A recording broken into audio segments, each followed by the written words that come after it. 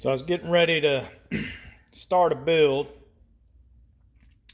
and yeah, every time I do one of these, I think, man, I should at least go through my process. So I'm sitting here, I've laid out the parts, and I'm about to start cutting the wood for the neck and the heel and the headstock, and I figured I would just kind of go through my process. So depending on how long this takes, I'll probably break this video up into several pieces. So, and just to begin with, I'm not saying this is the only way to do it. This is the way I do it.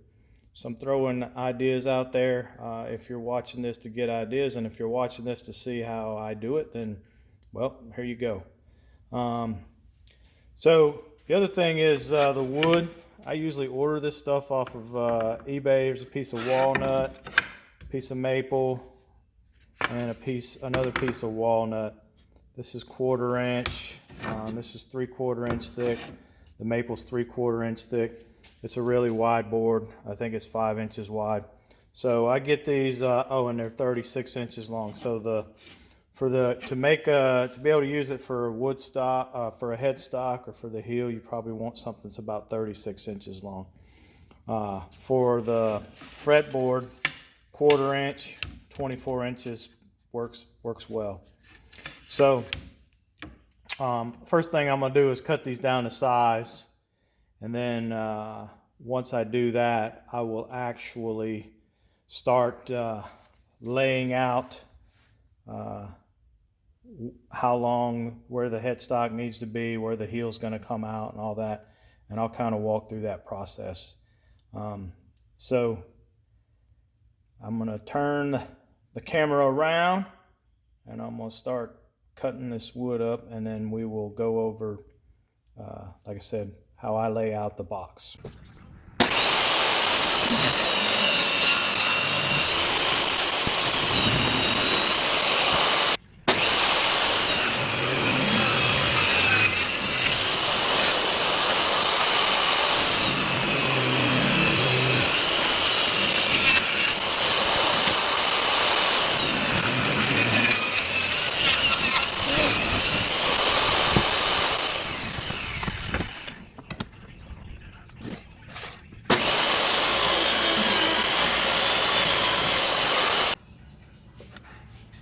Okay, so I order these pieces, and they're a little long, so sometimes I come out with this thin piece like this, or I got this piece of maple that's not wide enough to build a neck out of. But what I will do is I'm going to cut this piece of maple down about the same as this, and I will glue those together. So on most of my builds, I will do what I call wings on the headstock. I'll add extra width to the headstock, and so to give this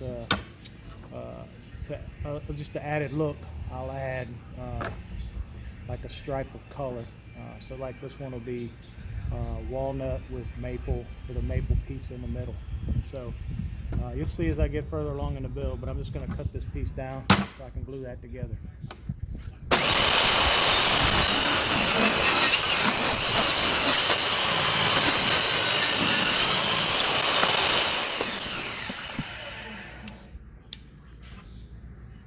These two pieces will be glued together.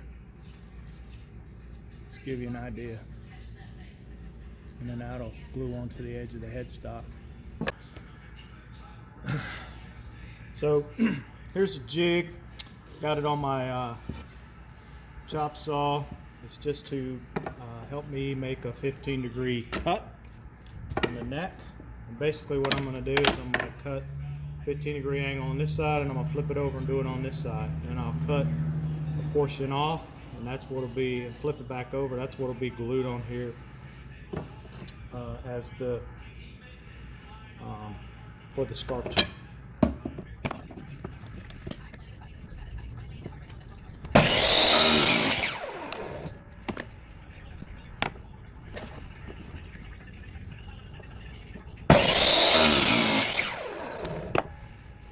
Alright, so it's got an angle cut here and an angle cut here. What I'm going to do now is I'll mark it out cut it off, and then we'll be gluing this together for the scarf joint. Alright, so before I cut this, what you'll notice is I have this flipped upside down. There's the scarf joint there. There's the scarf joint there. And I've got it kind of laid up against the box. And I've got this template. This is a fret template laid on top of the wood. And it's on top of a ruler, a straight edge as well. So this is a 25-inch scale. So that means it'd be 25 inches from the bridge to the nut. So I've got it placed roughly where I want it, and I've got it slid up next to this box so I can kind of figure out the layout, like how many frets am I going to be able to get on this guitar. If I go this length, I can push it, left or right, and then where, this is your 25-inch mark, so where on this box is the bridge going to go? And so I'll do that, and then that's where I'll determine where I'm going to cut this end off. So I'll bring it up. It's going to come all the way to the end of the box. So I got to cut a little bit of material in here, so I'll figure it out, and I'll roughly mark and cut that area, and then I'll be able to flip it over and glue it together as to make the scarf joint. But I think this is a very important step, is figuring out how many frets you want, whether or not you want the fretboard to come over onto the top of your box, or if you want it to terminate right at the edge of your box, and where do you want your bridge. So this is pretty much going to set all the wheels in motion. So I usually sit here and stare at this, and I move this ruler back and forth several times with this template laid on top of it, and I'll move it back and forth and figure it out. I do tend to like to have the fretboard come over the box just a little bit. That's what this is for. This is the cover. So depending on how far, where's my cover? Do I want to hide? Do I want to cover any of this writing? Do I want to leave it all exposed?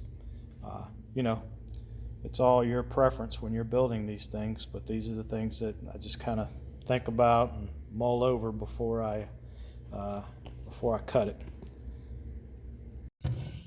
So I cut the end off, so now I have two pieces. So now you can kind of hopefully see what I was talking about. So I'm just laying these on here. So there's the scarf joint, and I've got this cut to length. The other thing I went ahead and did, so this is a piece of maple, and I measured that out, and this is going to go on the bottom, and this will make up the heel. So that's why there's a little 45 here.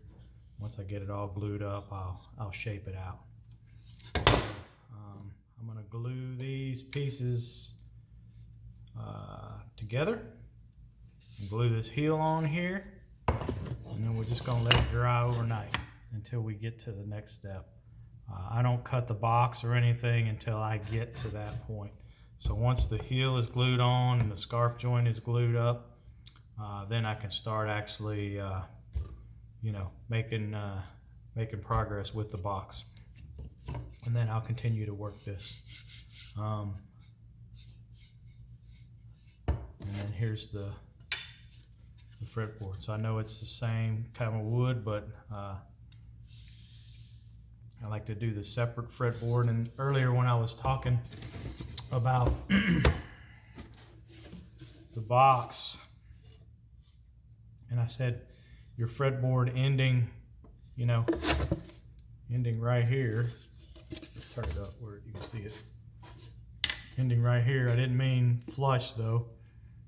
Since this is going to be fretted, you at least want that 1/4 of an inch above the box.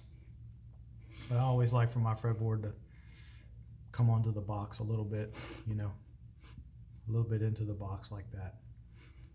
So once I get the frets cut, that'll be a future step, is to get the frets cut and then get this glued down onto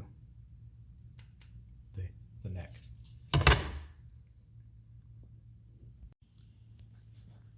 Now, one thing you're going to need if you're going to build a cigar box guitar, you're going to build a neck for cigar box guitars, you're going to need plenty of clamps. There's just a few. So I'm getting ready to glue up this scarf joint. And again, this is just the way I do it. So first couple times I glued these up, even if I have a clamp here, it seems like it's easy for this to twist. This glue just acts, just makes it slick when you put these two pieces together. So they tend to want to twist around. So I glue a hole, I clamp it up, I kind of make myself a jig here. So everything's tight. Mark my little drill bit, and then I get me a couple of holes in here, and here's the dowels. So I'm going to just loosen this up, glue this up to include putting these dowels in here, which will help keep it from getting twisted on me, and then clamp it down. And then I'm going to glue up the heel.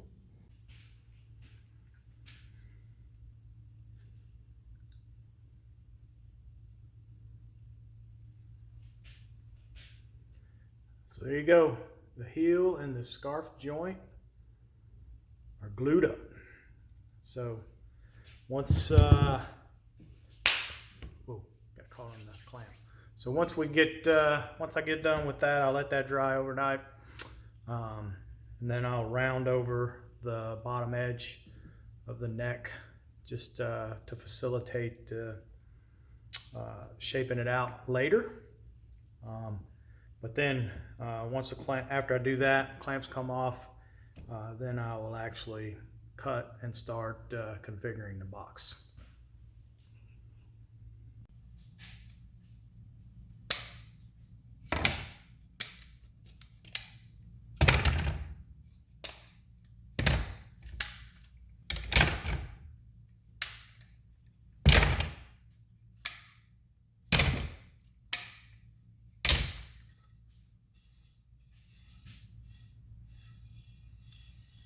Okay, so I got the heel glued up, got the scarf joint glued up.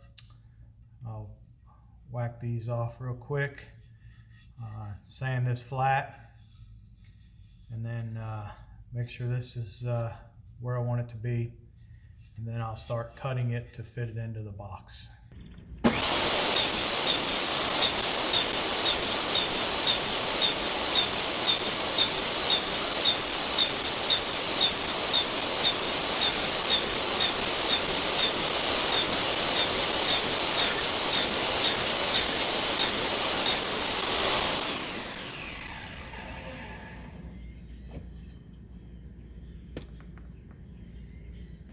Looks pretty weird. So what you're looking at is this is where this will meet up with the box. This line here is about 1 inch. So that should be the box will rest on top of that. Same thing down here. This is just past where the bridge will go. So from here back, the lid will rest on it. And then I made the inside a little bit deeper. So what I'm about to do is bust all this out, hit it with the old Shin-2, and then I'll show you what it looks like going into the box. Alright, took this little fancy centering jig or template, marked out the center on the box, and I went ahead and cut it. You can mark this however you want. And then the other thing is to figure out how you want your neck to fit in this box. So you can see I've already cut this neck down. You can see how it is. So this part right here will touch the top of the box, and this part right here will touch the top. This little trough here will allow a little room between the box. One thing you're going to need is one of these. This is probably the thing I use the most when I'm building these. So now that you got that done, then it's a matter, at least for me, next thing to do would be to figure out, get this centered up, and secured so I can start taking all my other measurements and setting up the box. So that's where I'm going to leave it. I'll start the next video, the next video with me doing up the box and then finishing up pieces of the neck. That's pretty much it. Last thing I got to do is I'll round this off, and then I'm going to glue some wings on the edge. You'll see that coming up next. All right, thanks for watching.